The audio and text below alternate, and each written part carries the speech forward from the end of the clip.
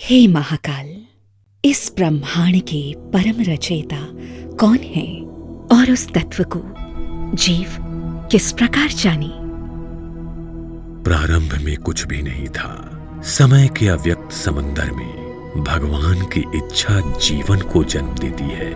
24 तत्वों के मिश्रण और हमारी कृपा के माध्यम से ब्रह्मांड उत्पन्न होते हैं, जिसमें स्वयं भगवान श्री हरि नारायण अवतरित होकर अपनी नाभि से जीवन को स्थान देते हैं। 84 लाख योनियां और 14 लोक बनाए गए। 7 पाताल लोक, जिसका शासन असुरों द्वारा किया जाता है, जिनका एकमात्र उद्देश्य है देवताओं पर शासन करना। बीच में भूलोक मानवों का निवास स्थान है, जहां मानव कर्मों से बंधे होते हैं, लेकिन यहाँ स्वतंत्र इच्छा और भगवान के प्रति समर्पण का अवसर भी प्राप्त है। और भूलोक के बीच दिव्य मेरु पर्वत के ऊपर है भुवा, स्वर्ग आदि, जिनका शासन देवराज इंद्र करते हैं, जो 33 कोटि देवताओं, नक्षत्र मंडलों और दिव्य ऋषियों का स्थल है। और इन संजीवनी सत्ताओं के सर्वोत्तम निर्माता परमपिता ब्रह्मा है, जिनकी पहली रचनाएं थी 4 कुमार।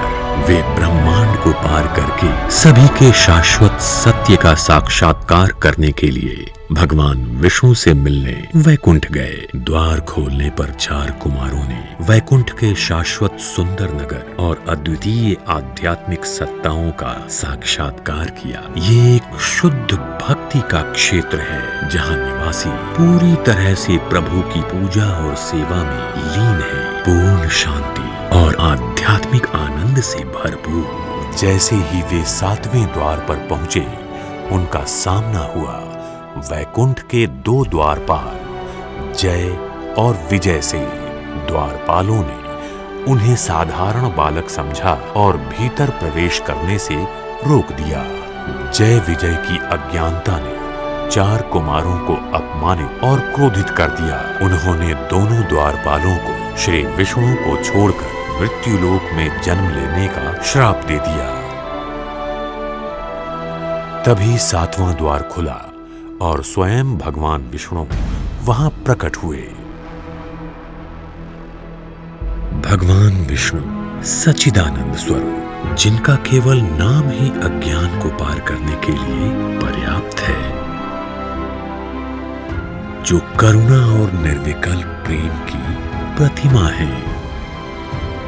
उन्हें देख सभी लोग आनंदित थे, क्योंकि उन आदि पुरुष का दर्शन ही जीवन का एकमात्र लक्ष्य है।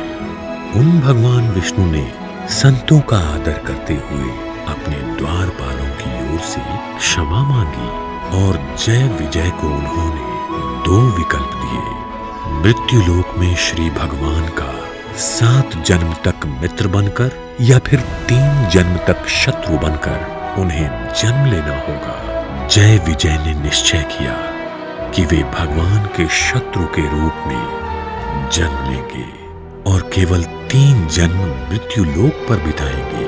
और ऐसे ही वैकुंठ के 2 द्वारपाल जय और विजय का पतन हुआ, इस सपने के साथ कि एक दिन वे भगवान विष्णु के पास वापस लौट आएंगे।